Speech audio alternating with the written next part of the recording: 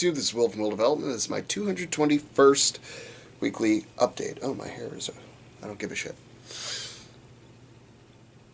So, first things first, my TWO, the week of video for next week is going to be a little sparse. It's literally, I only have 2 videos to show off. It is what it is. I still have a pretty good week of training, but I just didn't get videos from Thursday because I didn't actually train on Thursday. And then I didn't get videos from tonight because there was nothing really going on. I just did some accessory bullshit, pretended to bench, pretended to press, just leave it at that. It was a rough day for me. I got burned out a little bit too much during the day at work. Didn't realize how much so until I actually got into training, and I was like, whoa, I'm beat up. But I still did a little bit of work. I just didn't get any of it on video because I just didn't. So there is to it.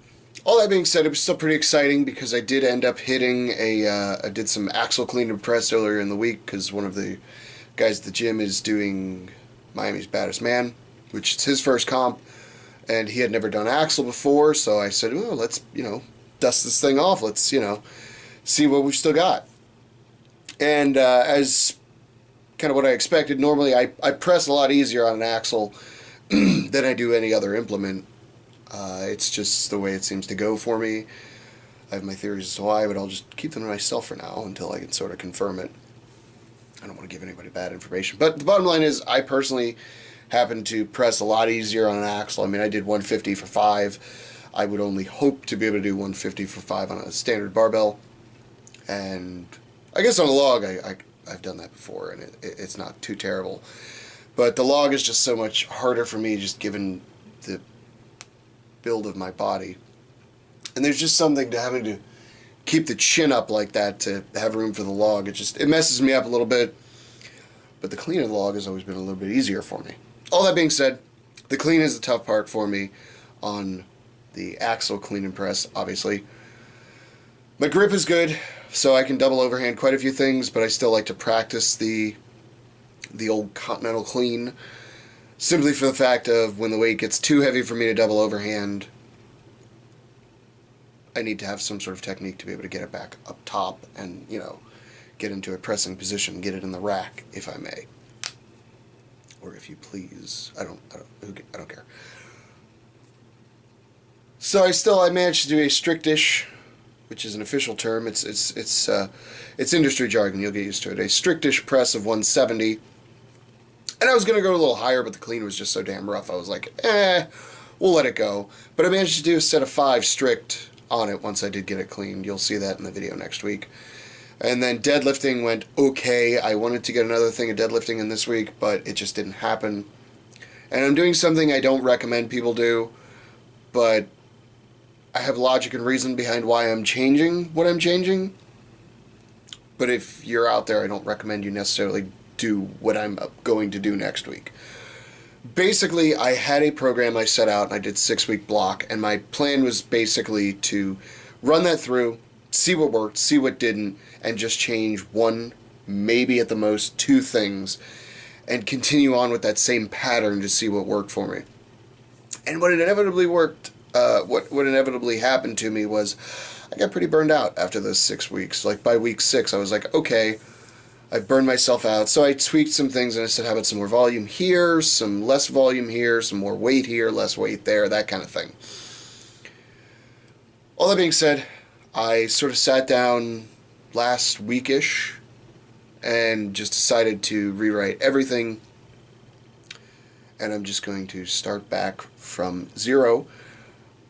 Took a leap out and actually planned out 10 solid weeks. I read Brian Carroll's book, 10/20 Life, adapted some ideas from that into something I think will fit my particular training a little better, which is the whole point of the book, and also took some concepts from the Texas Method, which is I believe that was Mark Ripito from Starting Strength helped write that one, and a couple other people. And I just took some concepts from those 2 things and said, all right, let me see what I can do to put these 2 together. And I liked ideas from both of them.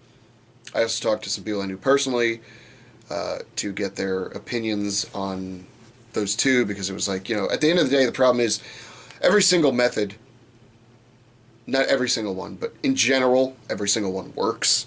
And that's sort of a problem, because then it's like, well, which one works best? And you can't really answer that question. Everybody claims theirs works best, but what actually works best is really what works best for you. And you can macro things and say, all right, 3x5 works for everybody, but for only a certain amount of time, and then once you're done doing that, then what?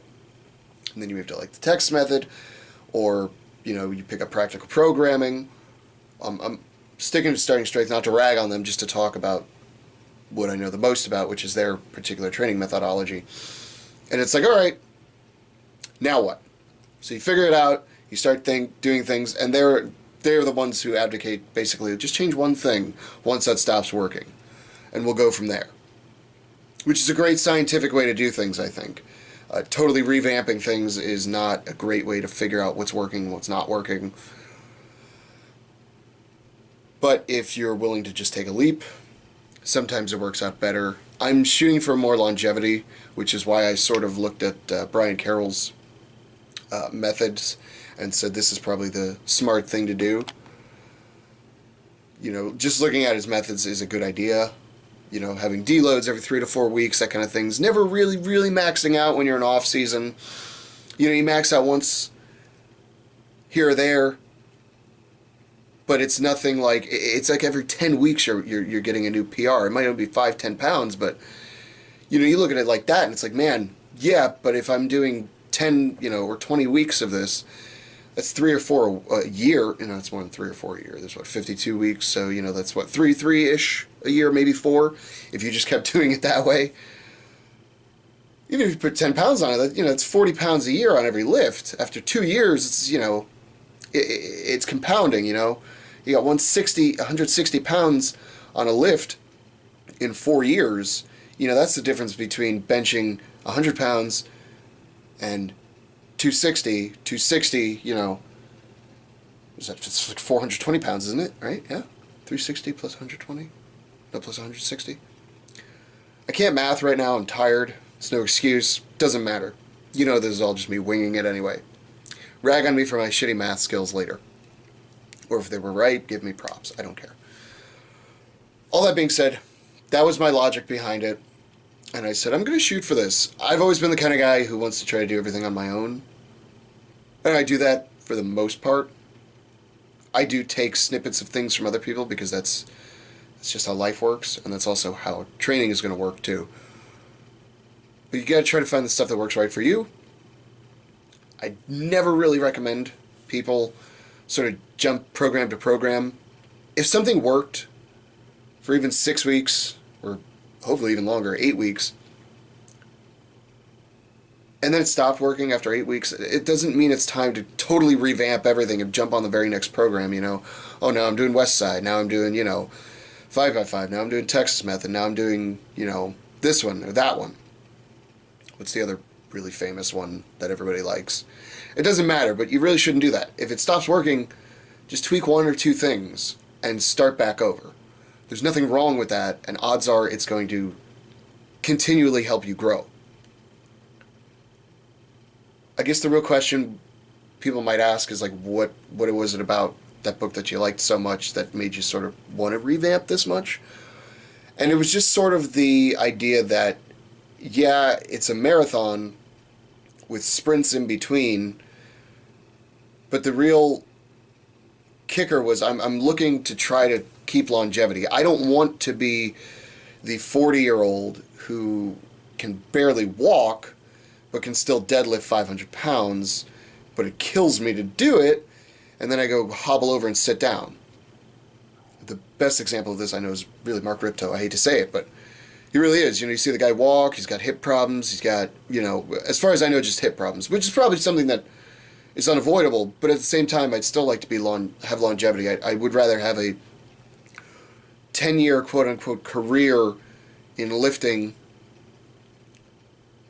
and by year 10, I'm the absolute strongest I've ever been, and yeah, time will catch up. But I'm young now. I'm young enough, I think. I'm 25, so I'm young enough. But I want to be 50 and still be strong and relatively pain-free. It was sort of eye-opening, especially this year when I tweaked my back. And yeah, I got back to it pretty quickly, but my strength just got completely zapped. And part of that was because I realized my it was my form was what was breaking me down, especially on the squat. And it was like, well, what's the point in moving more weight, even if it's technically a good squat, you know, I'm hitting proper depth and everything, but I'm destroying my body doing it. Isn't the point of this to be stronger?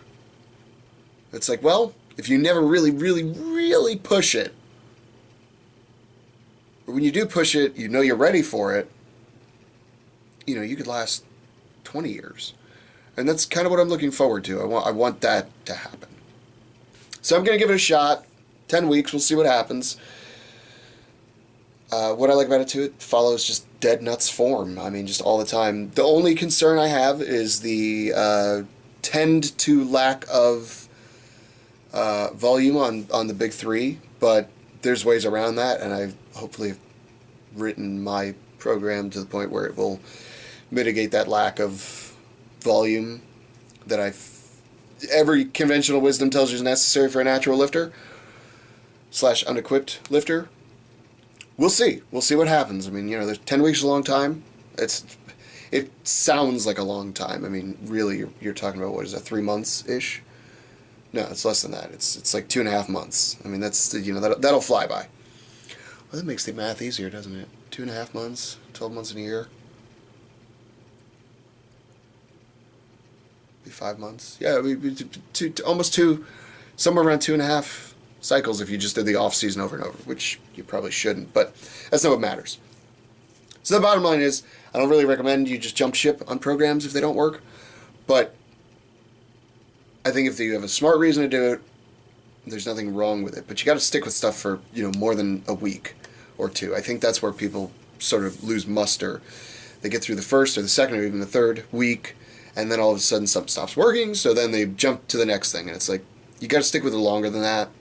And that's anything. You just got to stick with it a little bit longer than that. That would be my words of wisdom from this week. Sorry for a slightly longer video. I want this to be one of those things where in 10 years, I assume I'll still be doing this. I want people to sort of look back and go, hey, this is the video where you decided to change things, whether it's this video or a video 6 months from now, when it totally blew up in my face. This is the video where you decided to change things and it worked. You know, so here's your anecdotal case study for X, Y, or Z working for you. And on top of that, I mean, you know, these whole videos are mainly a fucking video biography at the end of the day that I divulge some information about my life. But, you know, it's lifting being a very large part of my life, being that I go to work, and immediately when I go from work, I'm at work thinking about what I have to do later at night at the gym, sometimes in a positive light, sometimes not so positive. I'm not going to drag on anymore. Thank you all for watching. Be sure to check out my 2 video from earlier in the week, which dropped on Wednesday. That one has a little more snippets of entertainment in it. The one coming this Wednesday, I guess I should say next Wednesday because the weekend's on Saturday night, right? Next Wednesday's video will not have quite as much quite as much entertainment value to it. I apologize. It's just the way it is. You're going to have to learn to live with that. If you can't, then what's your excuse?